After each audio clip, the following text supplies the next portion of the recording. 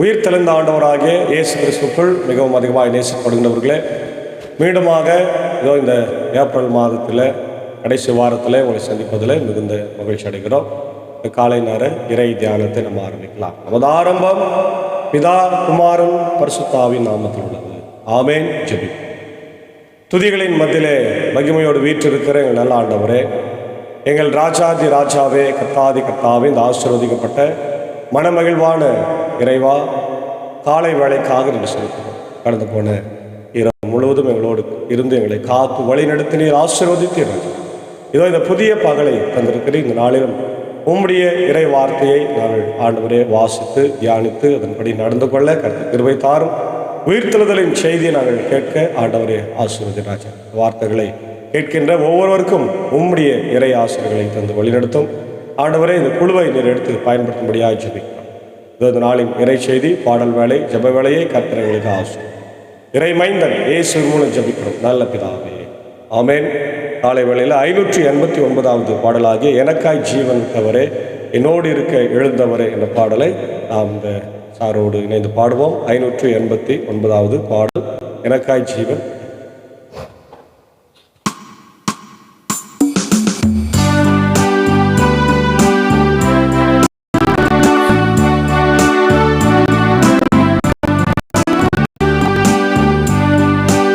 எனக்காய் ஜீவன் விட்டவரே, என்னோடு இருக்க எழுந்தவரே, எனக்காய் ஜீவன் விட்டவரே, என்னோடு இருக்க எழுந்தவரே, என்னை என்றும் வழி நடத்துவாரே, என்னை சந்திக்க வந்திடுவாரே, என்னை என்றும் வழி நடத்துவாரே, என்னை சந்திக்க வந்திடுவாரே. இயேசு போதுமே, இயேசு போதுமே, எந்த நாளிலுமே என் நிலையிலுமே எந்த வாழ்வினிலே இயேசு போதுமே.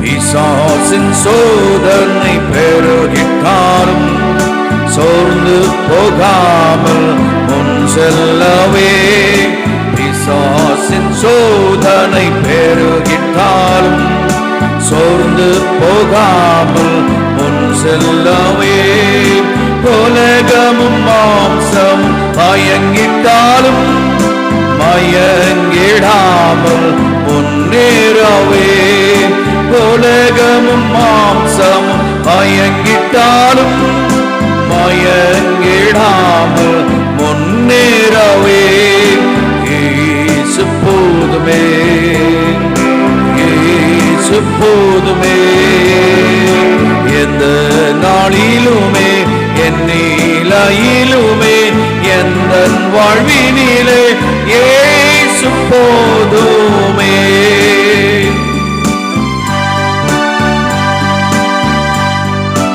உள்ளுள்ள இடங்களில் மேய்த்திடுவார், அமர்ந்த தண்ணீரண்டை நடத்திடுவார், உள்ளுள்ள இடங்களில் மேய்த்திடுவார், அமர்ந்த தண்ணீரண்டை நடத்திடுவார், ஆத்துமாவை தினம் தேற்றிடுவார், மரண பள்ளத்தாக்கில் காத்திடுவார், ஆத்துமாவை தினம் தேற்றிடுவார், மரண பள்ளத்தாக்கில் காத்திடுவார்.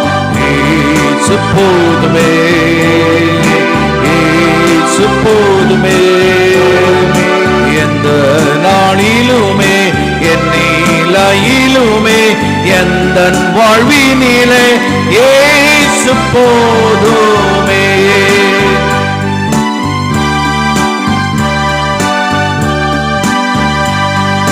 மனிதர் என்னை கைவிட்டாலும் மாமிசம் அழுகே நாரிட்டாலும், மனிதர் என்னை கைவிட்டாலும் மாம்சம் அழுகி நாரிட்டாலும் ஐஸ்வர்யம் யாவும் அழிந்திட்டாலும் ஆகாதவர் என்று தள்ளிவிட்டாலும் ஐஸ்வர்யம் யாவும் அழிந்திட்டாலும் ஆகாதவர் என்று தள்ளிவிட்டாலும் இயேசு போதுமே, இயேசு போதுமே. எந்த நாளிலுமே என் நீலையிலுமே எந்த வாழ்வினிலே இயேசு போதுமே, இயேசு போதுமே, இயேசு போதுமே.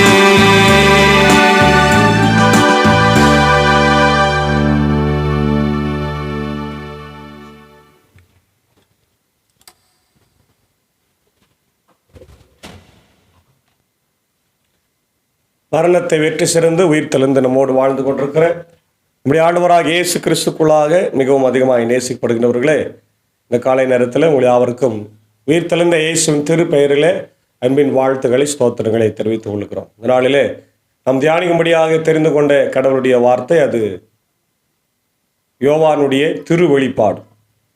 வெளிப்படுத்துதலுடைய விசேஷம் 1ஆம் அதிகாரம் 4 முதல் 18 வரை உள்ள வசனங்களை நாம் படித்து தியானிக்க போகிறோம். இந்த புத்தகத்தை பற்றி நாம் அறிந்து கொள்வது நல்லது. இந்த புத்தகம் ஆங்கிலத்தில் ரெவலேஷன், வெளிப்பாடு, ஆண்டவர் யோவான் என்ற அப்போஸ்தலனுக்கு கொடுத்த வெளிப்பாடு என்பதை நம்ம பார்க்கின்றோம். பைபிளுடைய கடைசி புத்தகமாக இருக்கிறது. என்னுடைய காலத்தை நாம் பார்க்கும்போது யோவான் பத்மு தீவில் நாடு கடத்தப்பட்டு மிகுந்த துன்பத்திற்குள்ளாக கஷ்டத்திற்குள்ளாக ஆக்கப்பட்டு இருக்கிற போது அந்த நேரத்தில் கடவுளுடைய ஆண்டவருடைய வெளிப்பாடு அவருக்கு கிடைத்ததாக சொல்லப்படுகிறது. இந்த காலம் ஏறக்குறைய 81 96 AD கிறிஸ்து உயிர் தெளிந்த பிறகு நடந்த பெற்றதை நாம் பார்க்கிறோம். இதனுடைய மன்னர் அந்த காலத்தில் எம்பரராக இருந்தவர் டொமிஷியன் என்ற அந்த பேரரசனுடைய காலத்தில் மிகுந்த கிறிஸ்தவர்கள் மிகுந்த உபத்திரவத்திற்கு ஆளாகின போது இந்த காலகட்டத்தில் எழுதப்பட்டதாக நாம் பார்க்கிறோம். முக்கியமாக பர்சிக்யூஷன் அண்ட் சஃபரிங். ஆதி திருச்சபையில் கிறிஸ்தவர்கள் மிகுந்த உபத்திரவத்திற்கும் துன்பத்திற்கும் ஆளானார்கள் என்பதை முக்கியமாக இந்த ரோம பேரரசு சக்கரவர்த்தியினுடைய நாட்களிலே நாம் பார்க்கிறோம். 7 திருச்சபைகளை பற்றி இந்த புத்தகத்தில் நாம் வாசிக்கிறோம். அதான் இன்னைக்கு மாடர்ன் டேல துருக்கி அல்லது துருக்கி என்று அழைக்கப்படுகிற இந்த பகுதியில் இருக்கிறத நம்ம பார்க்கிறோம். இந்த புத்தகம் அப்போகாலிப்டிக் லிட்ரேச்சர் என்று சொல்லப்படுகிறது. அதாவது யாரும் தெரிந்து கொள்ளாத படிக்கு எழுதப்பட்டதாக நம்ம பார்க்கிறோம். அதாவது ஒரு தரிசனங்கள், ஒரு சிம்பல், ஒரு அடையாளங்களை வைத்து எழுதப்பட்டிருக்கிறத நம்ம பார்க்க முடியாது. முக்கியமாக இதனுடைய தீம் பார்த்தோம்னா இயேசு ஆண்டவருடைய ஆளுமை, ஜீசஸ் கிரைஸ்ட் சோவரினிட்டி என்று நாம் பார்க்கிறோம். அத்தாரிட்டி, பவர், அதிகாரம், வல்லமையை பார்க்கிறோம். அதே போல கடைசி நாட்களில் நடைபெறுகிற சம்பவங்களையும் பார்க்க முடிகிறது. ஆண்டவர் கொடுக்கிற நீதி தீர்ப்பு, அவர் வெற்றி பெறுவது, அதையும் நாம் பார்க்கலாம். இதனுடைய சிக்னிஃபிகன்ஸ், இம்பார்ட்டன்ஸ் என்னன்னு சொன்னால் ஹோப் அண்ட் என்கரேஜ்மெண்ட். துன்பத்தில் துயரத்தில் இருக்கிற மக்களுக்கு ஆண்டவர் கொடுக்கிற நன்னம்பிக்கை, அதே நேரத்தில் உற்சாகத்தை நம்ம பார்க்க முடியும். ஏன்னா கிறிஸ்தவர்கள் துன்புறுத்தப்பட்டு அவங்க சாகடிக்கப்படுறாங்க.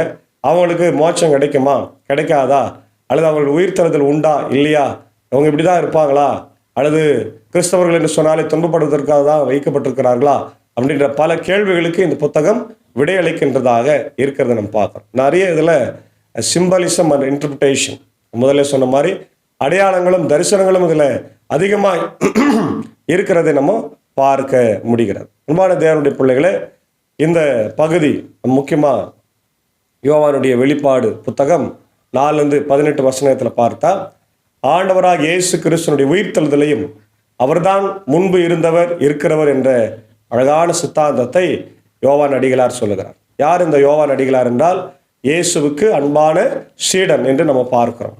அப்போ இங்கே த ஆல்ஃபா அண்ட் ஒமேகா, ஆல்பாவும் நானே ஒமேகாவும் நானே என்று சொல்லுகின்ற ஒரு மிக முக்கியமான சிந்தனைகள் கிரேக்க வார்த்தையில் ஆல்ஃபா ஒமேகா என்று சொல்லுகின்ற கடைசி வார்த்தை ஒமேகா என்ற வார்த்தைகளை இன்றைக்கும் நம்ம மேக்ஸில் நம்ம அதை தான் பயன்படுத்தி கொண்டிருக்கிறத நம்ம பார்க்கிறோம்.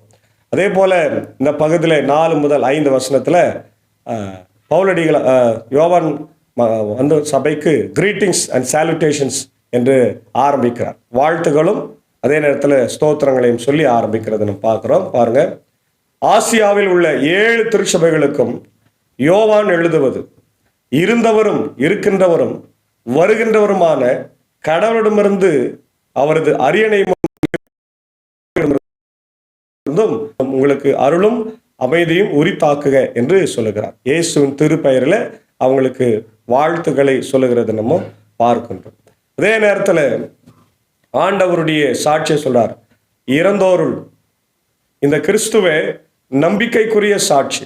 இறந்தோருள் முதலில் உயிர் பெற்று எழுந்தவர். அல்லேலூயா. இறந்தோருள் முதலில் உயிர் பெற்று எழுந்தவர், மண்ணுலக அரசர்களுக்கெல்லாம் தலைவர். இவர் நம்மீது அன்பு கூர்ந்தார். தமது சாவு வாயிலாக நம் பாவங்களிலிருந்து நம்மை விடுவித்தார். ஆட்சி உரிமை பெற்றவர்களாக, அதாவது நம் கடவுளும் தந்தையுமானவருக்கு ஊழியம் புரியும் குருக்களாக நம்மை ஏற்படுத்தினார். இவருக்கே மாட்சியும் ஆற்றலும் என்றென்றும் உரியன. ஆமேன். அல்லேலூயா. ரொம்ப அழகா சொல்றார்.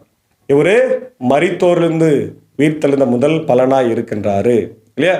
சாவுக்கு சாவு மணி அடித்தவரா இருக்கிறாரு. நம்முடைய பாவங்களிலிருந்து நம்மை விடுவித்தவரா இருக்கிறாரு.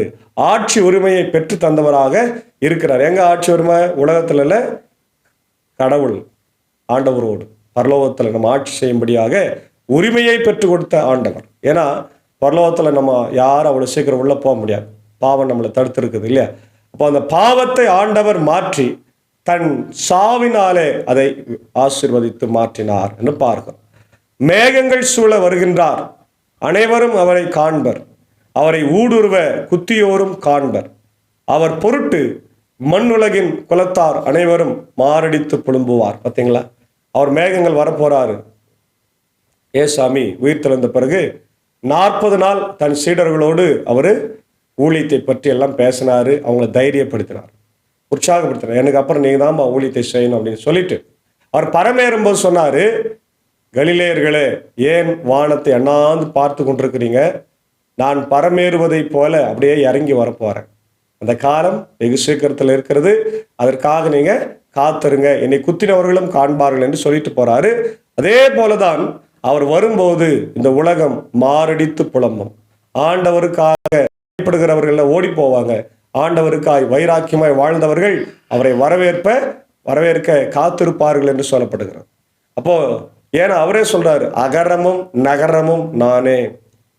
தமிழ்ல, பைபிள்ல நமக்கு கிரேக்க வார்த்தையில ஆல்பா அண்ட் ஒமேகா, ஆதியும் அந்தமும், தூய தமிழ்ல இங்க இன்னும் தூய தமிழ் அகரமும் நகரமும் நானே என்கின்றார் கடவுளாகிய ஆண்டவர். இருந்தவரும் இருக்கின்றவரும் வரவிருக்கின்றவரும் எல்லாம் வல்லவரும் அவரே. த பவர் ஆஃப் காட் இல்லையா? ஹோலி ஆஃப் காட், கடவுள் ஆண்டவர் வரப்போகிறார் என்ற செய்தியை மிக தெளிவாய் சொல்ல. அடுத்தது பார்த்தோம்னா 5 வசனங்கள்ல ஜீசஸ் கிரைஸ்ட் விட்னஸ், நமக்காக அவர் சாட்சியாக அவர் வாழ்ந்தார். Jesus is faithful witness.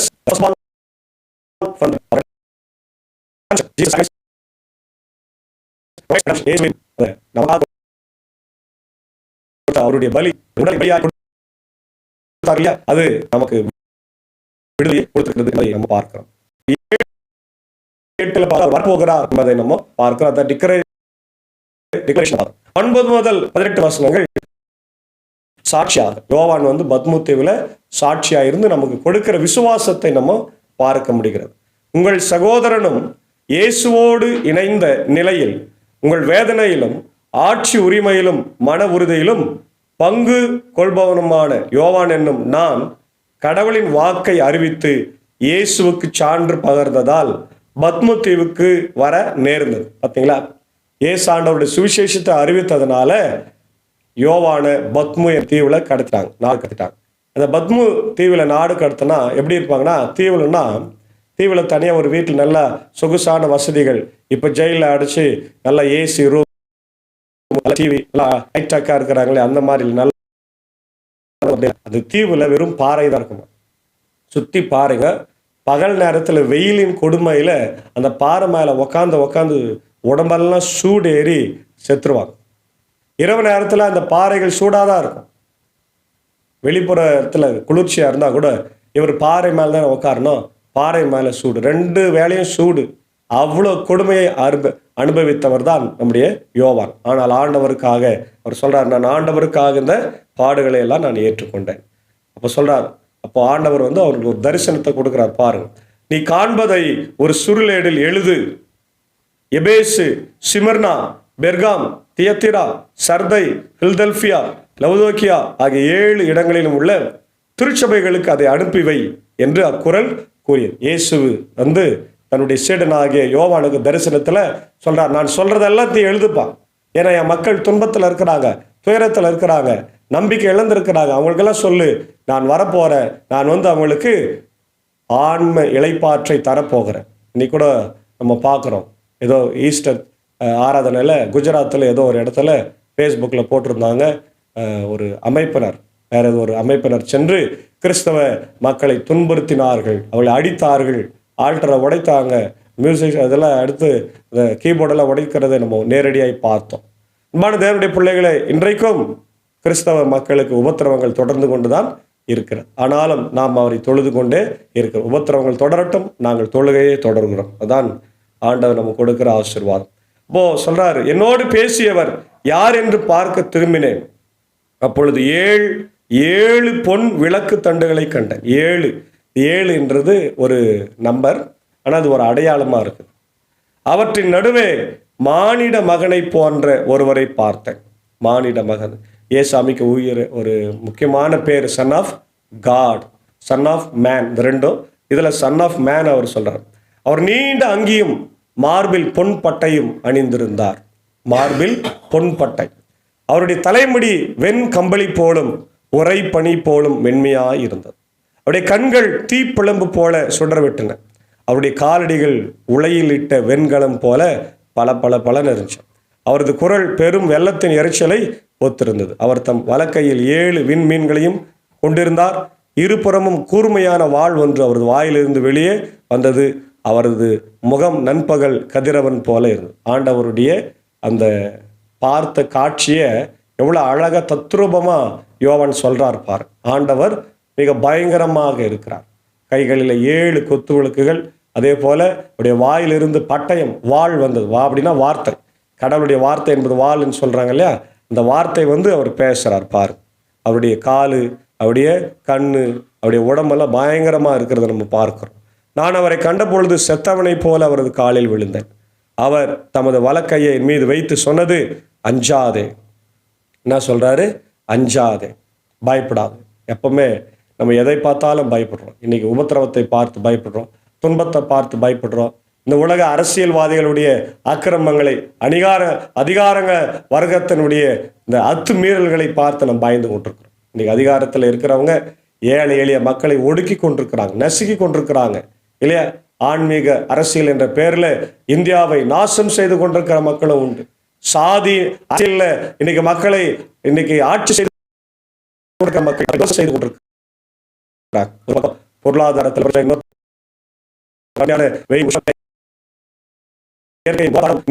மக்கள் அதிகாரம் இருக்கிறவங்க மிகப்பெரிய கஷ்டத்தை மக்கள் கொடுக்கலாம். இப்படிப்பட்ட சூழ்நிலை ஆண்டவர் பார்த்து சொல்றாரு, அஞ்சாதே, don't worry, be happy, don't be afraid. இந்த வார்த்தை ஆண்டவர் பிறக்கும் முதலிருந்தே சொல்லினே இருக்கிறார். ஞாபகம் இருக்கா? காப்ரியல் தேவதூதன் முதல்ல அங்க மரியாளை சந்தித்த போது மரியாள் பயப்படுறான். அப்போ பயந்த போது தேவதூதன் சொன்னது, மரியாளே பயப்படாது, நீ தேவனிடத்துல கிருபை பெற்றா என்று சொல்றார். அதே வார்த்தை தான் கடைசியா கூட அவர் யோவானுக்கு தரிசனத்துல சொல்றாரு, அஞ்சாதே, முதலும் முடிவும் நானே, ஆல்பாவும் ஒமேகாவும் நானேன்னு சொல்றார். வாழ்பவரும் நானே, இறந்தேன் ஆயினும் இதோ என்றென்றும் வாழ்கின்றேன். Hallelujah. Yes, Christ is risen, indeed he is risen. Hallelujah. உயிர் அவர் உண்மையாகவே ஆயினும் இதோ என்றென்றும் வாழ்கின்றேன். சாவின் மீதும் பாதாளத்தின் மீதும் எனக்கு அதிகாரம் மீதும் பாதாளத்தின் மீதும் அதிகாரம். எனவே நீ காண்பவற்றை, அதாவது இப்பொழுது நிகழ்கின்றவற்றையும் இனி நிகழ்வு இருப்பதையும் எழுதிவை. எனது வழக்கையில் நீ கண்ட 7 விண்மீன்கள் 7 பொன் விளக்குத்தண்டுகள் ஆகியவற்றின் மறைபொருள் இதுவே. 7 விண்மீன்கள் 7 திருச்சபை வானதூதர்களையும் 7 விளக்குத்தண்டுகள் 7 திருச்சபைகளையும் குறிக்கிறது. 7 விண்மீன்கள் 7 தேவதூதர்களையும் 7 விளக்குத்தண்டுகள் 7 திருச்சபைகளையும் குறிக்கிறது என்று சொல்லப்பட்டிருக்கிறது. நாம் பார்க்கிறோம். அன்பானவரே, இதனுடைய இறையல் முக்கியத்துவம் நாம் பார்த்தோம்னா இயேசுவை இங்கே மிக முக்கியத்துவம் படுத்தி எழுதப்பட்டிருக்கிறது. நம்ம பார்க்கிறோம். ஜீசஸ் டிவைன் நேச்சர் இல்லையா, அத்தாரிட்டி ஓவர் ஆல் கிங்ஸ், உலக பிரகாரமான எல்லா அதிகாரத்தை விட மேலான அதிகாரத்தை இயேசு பெற்றிருக்கிறார் என்பது. ஏன்னா அவர் மரணத்தையே வெற்றி சிறந்தவர் இல்லையா. அதனால அப்புறம் ரெண்டாவது இயேசுவினுடைய உண்மை, அதாவது இயேசுனுடைய பங்கு என்னன்னா, ஜீசஸ் ரோல்.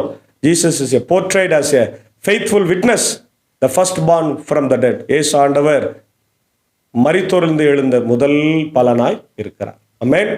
அதனால அவர் விசுவாசத்தோடு நமக்கு சாட்சி பகிர்கிறார். அடுத்தது கடவுளுடைய ஆளுமையை பற்றி பார்க்கிறோம். God's eternal nature, alpha omega என்று பார்க்கிறோம். God's plan, the chapter highlights God's plan for redemption, the ultimate triumph. மக்கள் எப்பவுமே உபத்திரவத்தில் துன்பத்தில் இருக்க மாட்டாங்க. கடவுள் அவர்களை மீட்டெடுப்பார் என்ற செய்தி மிக அழகாக சொல்லப்பட்டிருக்கிறது. அடுத்தது ஹோப் அண்ட் என்கரேஜ்மெண்ட் நமக்கு சொல்லப்படுகிறது. அடுத்தது வர்ஷிப் அண்ட் ரெவரன்ஸ். நீங்கள் ஆண்டவரை தொழுகை செய்யுங்க. எந்த சூழ்நிலையிலும் எப்போ நம்மளை அடித்தாலும் உரைச்சாலும் நீங்கள் துன்பத்தில் துயரத்தில் இருந்தாலும் தொழுகை செய்யுங்க. இங்கே ஒரு மிக முக்கியமான ஒரு கொடுமை என்ன நடக்குதுன்னா, தானியல் காலத்தில் சிலைகளை செய்து வணங்கன்னு சொன்னாங்க இல்லையா. அதே போல இங்கே டொமிஷன் காலத்திலும் பெரிய பெரிய ரோம சிலைகளை, சக்கரவர்த்தி சிலைகளை செய்து அவைகளை வணங்குங்கன்னு சொன்னாங்க. அவங்கள நாங்கள்லாம் வணங்க மாட்டோம், இயேசுவை தான் வணங்குவோம். அதனால் இவங்களை என்னென்ன சித்திரவதை பண்ணாங்க தெரியுமா? சிங்கங்களுக்கு இரையாய் போட்டார்கள், நெருப்பில் போட்டு எரித்தார்கள், குத்தினார்கள், கர்ப்பவதிகளை குழந்தையோடு அழித்தார்கள் இல்லையா. தோலில், வெறும் பச்சை தோலில், எடமாட்டு தோலில் தேய்த்து வெயிலில் போடுவாங்க. வெயிலில் போடும்போது இந்த வெயில் ஏற ஏற எரமாட்டு தோல் என்ன ஆகும்? அப்படியே இறுகும், மூச்சு திணறி அவங்க இறந்து போவாங்க. சிலரை என்ன பண்ணாங்கன்னா, விளக்கு தண்டின் மேலே, அதாவது இப்போ எப்படி நம்மளுக்கு டிரான்ஸ்ஃபார்மர் லைட் இருக்குது, அது மாதிரி ஊர் பொதுமக்களுக்கு லைட்டு வைக்கிற மாதிரி மேலே வச்சு கொளுத்தி விட்டுருவாங்க, பெட்ரோல் ஊற்றி. அப்போ அவங்க எரிஞ்சு எரிஞ்சு எரிஞ்சு இறந்து போவாங்க. இப்படியெல்லாம் துன்பத்தில் வாழ்ந்தவர்கள் தான் ஆதி திருச்சபையின் மக்கள். அப்போது அவர்கள் எல்லாம் முதல்ல விசுவாசத்தில் வெற்றி சிறந்தவர்களாக இருந்தார்கள். இன்றைக்கி நம்ம ஆண்டவருக்காக என்ன உபத்திரவத்தை சந்திக்கிறோம்? ஒரு உபத்திரவத்தையும் சந்திக்கிறதில்ல. ஆனால் நம்ம தான் மற்றவங்களுக்கு உபத்திரவமாக இருக்கிறோம், சபைக்கு உபத்திரவமாக இருக்கிறோம், சபையை உபத்திரவப்படுத்துகிறோம், திருச்சபைக்கு ஊழியத்தை செய்யாமல் தடுத்து கொண்டிருக்கிறோம், அரசியல் செய்கிறோம், எல்லாமே செய்கிறோம். இது கடவுளுக்கு ஏற்புடையதா? சிந்தித்து பார்ப்போம். ஏன்னால் ஆண்டவர் சொல்கிறாரு, நானே முதலும் இறுதியுமாய் இருக்கிறேன், நானே ஆல்ஃபா ஒமேகா என்று சொல்லுகிறார். ஆகவே கிறிஸ்துவையும் கிறிஸ்துவனுடைய மிகப்பெரிய வருகையும் நாம் எதிர்பார்த்து கொண்டிருக்கிறோம். அவருக்கு பயந்து இந்த உலகத்தில் நம் சாட்சியாய் உயிர்த்தெழுந்த ஆண்டவருக்கு பிள்ளைகளாய் வாழ தூய் ஆவியானவர் இந்த காலை நேரத்தில் நம்மை ஆசீர்வதித்து காப்பாராக. ஆமென். ஜெபிப்போம். நான் மரித்தேன், ஆனாலும் சதா காலங்களில் உயிரோடு இருக்கிறேன் என்று வாக்களித்தவரே, நானே முதலும் முடிவும் ஆல்ஃபா ஒமேகா என்று சொன்னவரே, உம்மை ஸ்தோத்திரிக்கிறோம். இந்த காலை நேரத்தில் உயிர்த்தெழுந்த இயேசுவின் பிரசன்னத்தை நாங்கள் பெற்றிருக்கிறோம் ராஜா. நன்றி ஆண்டவரே. இதோ அன்றைக்கு கர்த்தாவே, கிறிஸ்தவ மக்கள், ஆதி திருச்சபையின் மக்கள் உபத்திரவத்திலும் துன்பத்திலும் துயரத்திலும் ஆண்டவர் இருந்ததை பார்க்கிறோம். அவர்களுக்கு ஆறுதல் கொடுக்கவே இப்படிப்பட்ட அழகான ஒரு கடிதத்தை நீர் கொடுத்து அனுப்பினீர். நீரே பேசினதை ஆண்டவர் யோவான் எழுதி அதை மக்களுக்கு கொடுத்து உற்சாகப்படுத்துகிறது, அவனுடைய விசுவாசத்தை பலப்படுத்துகிறது நாங்கள் பார்க்கிறோம். நாங்கள் கூட சில நேரங்களில் இந்த அரசாங்கம், அதிகாரிகள், ஆண்டவரே, உலக பிரகாரமான தலைவர்கள் வழியாக உபத்திரவத்திற்கு ஆளாக்கப்படுகிற போது நாங்கள் தைரியத்தை விட்டுவிடாமல் இந்த உலகத்தில் சாட்சியாய் வாழ எங்களுக்கு கிருபை தார். இந்த வார்த்தைகளை கேட்கின்ற ஆகிய உலகத்தில் இருக்கிற எல்லா மக்களையும் ஆசீர்வதிங்க. அமைதி, சமாதானம், சந்தோஷத்தை தார். நாங்கள் இருக்கின்ற இப்படி தாய் திருநாடாகி இந்திய தேசத்திற்காக ஜபிக்கிறோம். ஆட்சி செய்கிற தலைவர்கள் ஒவ்வொருவருக்காக ஜபிக்கிறோம். அவர்கள் ஆண்டவரே அரசியலில் இதோ ஈடுபடாமல் உண்மையான ஆண்டவர் நிர்வாகத்தை எங்களுக்கு கொடுக்கும், நல்ல தலைவர்களை வாழவும் ஆன்மீகம், ஆண்டவர் மதம், ஆண்டவர் ஜாதி பிரச்சனைகள்லாம் எங்களை எழுப்பாமல் கொண்டு வராமல் நாங்கள் உமக்கு உண்மையுள்ள பிள்ளைகளாய் வாழ கர்த்தர் எங்களை வழிநடத்த வேண்டுமா ஜபிக்கிறோம். கிறிஸ்தவ திருச்சபைகளுக்கு ஏற்படுகிற உபத்திரவங்கள் எல்லாம் என் தேவன் மாற்றுங்க. இரத்த கோட்டைகளை மறைத்து கொள்ளுங்க ஆண்டவர், எங்களை பாதுகாத்து கொள்ளுங்க. அப்படி இருந்தாலும் நாங்கள் உமக்கு சாட்சி உள்ள பிள்ளைகளாய் இந்த உலகத்தில் உபத்திரவத்திலும் துன்பத்திலும் நாங்கள் வாழ ஆண்டவர் சாட்சியாய் வாழ சிலுவைக்கு சாட்சி பகர கிருபை தார். இப்படி இந்திய தேசத்தில் இருக்கிற ஜனாதிபதி, பிரதமர், அப்படி தமிழ்நாட்டின் முதலமைச்சர், அனைத்து மாநிலத்தின் முதலமைச்சர்களுக்காக ஜபிக்கிறோம். ஆண்டவரே, இதோ மதம் ஜாதி இவர்கள் கடந்த ஒரு நல்ல ஆட்சியை தர கர்த்தர் கிருபை தார். இந்தியா முழுக்க அமைதி சமாதானத்தார் இந்த வெயில் உஷ்ணத்திலிருந்து எங்களை காத்தரல வேண்டும் என்று நான் ஜபிக்கிறோம். உலக நாடுகளுக்காக ஜபிக்கிறோம்.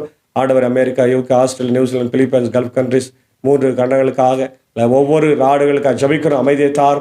இயற்கை பேரிடர்கள், சுனாமி, ஆண்டவரே பூமி அதிர்ச்சி, கொள்ளை நோய்கள், ஆண்டவர் பெருமழை, காட்டுத்தீ எல்லாவற்றிலிருந்து எங்கள் உலகத்தை நீர் காத்தர வேண்டும் என்று கெஞ்சி மன்றாடுகிறோம். விசேஷமாக ஆண்டவரை நாங்கள் இருக்கிற இந்திய சுவிசேஷ திருச்சபை 3 சபை சங்கங்கள், போதர்கள், ஆயர்கள், ஆண்டவரை திருச்சபையின் மக்கள், ஸ்தாபனங்கள், பள்ளிக்கூடங்கள், இப்படி போட்டப்பட்டிருக்கிற பெதஸ்தா மருத்துவமனைக்காக கண்ணீரோடு ஜபிக்கிறோம். ஆண்டவரை ஒரு நாள் திறக்கப்படும் என்ற நம்பிக்கையோடு நாங்கள் ஜபித்து கொண்டிருக்கிறோம். எங்கள் நம்பிக்கை நீர் ஆண்டவரே ஆசீர்வாதமாய் மாற்றித்தார் ராஜா. இந்த ஊழியத்தில் என்னோடு இருக்கிற அன்பர் சாருக்காக, ஏஜாக்காவுக்காக, அன்பான மாத்தாள் மரியாதைக்காக ஜபிக்கிறோம். பிள்ளைகளின் குடும்பத்தை ஆசீர்வாதம் வழி நடத்த ராஜா. தேவையை சந்தியும் இந்த வெயில் உஷ்ணத்திலிருந்து காத்தரணும். சாக சாருக்கா டீச்சருக்காக ஜபிக்கிறோம். ஆண்டவர் ஆசீர்வாதி வழி நடத்த இசை வழி பயணத்தில் எங்களோடு பயணிக்கிற போது நம்முடைய கிருபை அவர்களோடு தகரட்டும். அடியேன் குடும்பத்தை ஆசீர்வதித்து வழி நடத்தும் தேவையை சந்திய ராஜா. அடியேன் பணியாற்றுகிற பாப்பனப்பள்ளி, மின்னூர், வடகரை, மேல்சரம் திருச்சபை குடும்பங்களையும் ஆசீர்வதியும் பலவீனமாக இருக்கிற ஆண்டவரே, என்னுடைய ஆண்டவர் ரெவரண்ட் டாக்டர் உதயநேசன் ஐயருக்காக, நிசன் ஐயருக்காக, ராஜ்குமார் ஐயருக்காக, ஜபலாசரஸ் ஐயருக்காக, பால் மோசஸ் ஐயருக்காக, ஆண்டவரை வனஜாமாவுக்காக, ஆலன் ரஃபியாவுக்காக, சாமுவேல் வர்மனுக்காக, பாப்பனப்பள்ளி சார்ந்த ஆண்டவர் அமுதா அம்மாவுக்காக, விமலா அம்மாவுக்காக நான் ஜபிக்கிறோம். இதோ நேற்று தினத்தில் கூட என்னுடைய கெனடி டாக்டர் அவர்கள் ஃபோன் செய்து அவருடைய சகோதரி ஆண்டவர் ஜெயந்தி அவர்களுக்காக ஜபிக்க வேண்டும் என்று கேட்டுக்கொண்டார்கள். அவர்களுக்காக ஜபிக்கிறோம். இன்றும் நாளையும் ஆண்டவர் அவர்களுக்கு அறுவை சிகிச்சை எடுக்கிறது என்று சொல்லியிருக்கிறார். ஆண்டவர் தலையில கட்டி வந்து அதை அவர்கள் ஆபரேஷன் செய்ய காத்திருக்கிறார்கள். ஆண்டவரே, நீர் பரம வைத்தியரா இருக்கிறேன், என்னை குணமாக்கும் கர்த்தர் நானே, உடைய பலவீனத்தில் என் பலன் பரிபூர்ணமாய் விளங்கும் வரை சொன்ன ஆண்டவர் இந்த ஆபரேஷன் வெற்றிகரமாய் முடிந்து அவர்கள் மீண்டும் உயிர் பெற்று வந்து ஆண்டவரே உயிர்த்தெழுந்த ஆண்டவருக்கு சாட்சியாய் வாழ கிருபை தார். ஆண்டவர் தேவைகளை சந்தியும் பண கஷ்டத்தில் கூட இருக்கிறார்கள் நாங்கள் அறிகிறோம். ஆண்டவர் நீர் அவர் உடனே வழி நடத்தும். இதுக்காண்டி டாக்டருக்காக, லாயர் அம்மாவுக்காக, பிள்ளைகளுக்காக ஜபிக்கிறோம். கர்த்தர் ஆசீர்வாதி வழி நடத்துங்க. ஆண்டவர் ஊழியத்தை அவர்கள் தொடர்ந்து செய்கிற போது உடைய கிருபை அவளோடு தங்கியிருக்க வேண்டும் என்று கெஞ்சி மன்றாடுகிறோம். அதே போல கர்த்தாவை எந்த நாளிலே பிறந்த நாளை கண்டு நன்றி செலுத்தி கொண்டிருக்கிற உடைய சாருடைய ஆண்டவரே, உடன் பேராசிரியர் இருக்கின்ற காட்பாடியை சேர்ந்த திரு வின்சென்ட் ஐயாவுக்காக ஜபிக்கிறோம். ஆண்டவரே, தன்னுடைய பிறந்த நாளை கண்டு நன்றி செலுத்துகிற போது அவரை ஆசீர்வதிங்க. அவருடைய பணிகளை, பேராசிரியர் பணிகளை ஆசீர்வதிங்க. அவருடைய அன்பு மனைவி திருமதி பாபி ராஜகாந்திக்காக ஜபிக்கிறோம். ஆண்டவர் இங்கிலீஷ் HOD முத்துரங்கம் கல்லூரியில் பணியாற்றுகிறார்கள், நன்றி செலுத்துகிறோம். அவரையும் குடும்பத்து மக்கள், பிள்ளைகள் யாவரையும் ஆசீர்வதிங்க. இந்த உயிர்ப்பின் காலங்கள் அவர்களுக்கு ஆசீர்வாதமாக இருக்கட்டும். தொடர்ந்து உம்முடைய கிருபை ஆண்டவரே, அந்த கல்லூரியில் அவர்கள் பணியாற்றுகிற போது அநேக பிள்ளைகளுக்கு நல்ல காரியங்களை கற்றுக் கொடுத்து பிள்ளைகளை நல்ல முறையில் வளர்த்தெடுக்க கர்த்தர் கிருபை தார். இந்த ஊழியத்தின் சார்பாக நாங்கள் அவர்களை வாழ்த்துகிறோம், ஆசீர்வதிக்கிறோம் ராஜா. தொடர்ந்து இந்த நாளில் பிறந்த நாட்களையும் திருமண நாட்களையும் காணுகின்ற எல்லாரையும் கர்த்தர் ஆசீர்வாதம். இதை கேட்டு ஆண்டு ஒவ்வொரு நாளும் பார்த்தும் அநேக மக்களுக்கு இதை ஷேர் பண்ணுகிறவர்கள், யூடியூப் வழியா, ஃபேஸ்புக் வழியாக பார்க்கிற கேட்கிற ஒவ்வொருவரையும் இந்த தேவன் ஆசீர்வாதம், உடைய உயிர்ப்பு பெருவிழாவின் ஆசீர்வாதங்களை உயிர்த்தெழுந்த இயேசுவின் பிரசன்னத்தினாலே நிறைத்து பாதுகாத்துக்கொள். விசேஷமாக இதோ கத்தோலிக்க கிறிஸ்தவ திருச்சபையினுடைய போப் அவர்கள் ஆண்டவரை கடந்த 21ஆம் தேதி மறைந்தார். அவர்களுக்காக நாங்கள் துக்கம் கொண்டாடுகிறோம். என்னுடைய இந்திய சுவிசேஷ லுத்தரன் திருச்சபையின் சார்பாக என்னுடைய ஆழ்ந்த அனுதாபங்களை தெரிவித்துக் கொள்கிறோம். நடக்க இருக்கின்ற அடக்க ஆராதனைகளிலும் கிருபை தங்கியிருக்கட்டும். நல்ல ஒரு மனிதராக, மனித நேயத்தோடு ஆண்டவர் சமாதானத்தை விரும்புகிற ஒரு தலைவராக வாழ்ந்தார். அதுபோல தலைவர்களை எங்கள் திருச்சபைகளுக்கு நீர் தர வேண்டும் என்று ஜெபிக்கிறோம். அவர் இழந்திருக்கிற கத்தோலிக்க கிறிஸ்தவ திருச்சபைகளுக்கு ஆறுதலை, சமாதானத்தை என் தேவன் தந்து வழி நடத்தும். நீரை பொறுப்பேற்றுகளும் ஆசீர்வதியும். உயிர் தெழுந்த ஆண்டவராகிய இயேசுவின் மூலம் ஜெபிக்கிறோம் நல்ல பிதாவே, ஆமென். எல்லா வல்ல தந்தை, மகன், தூயாவின் ஆசைகள் இந்த நாளிலே நம்ம நேரோடு கூட இருந்து உயிர்ப்பு பெற்ற இயேசுவின் ஆசைகளோடு எங்கள் வாழ்வீர்களாக. ஆமென். God plus.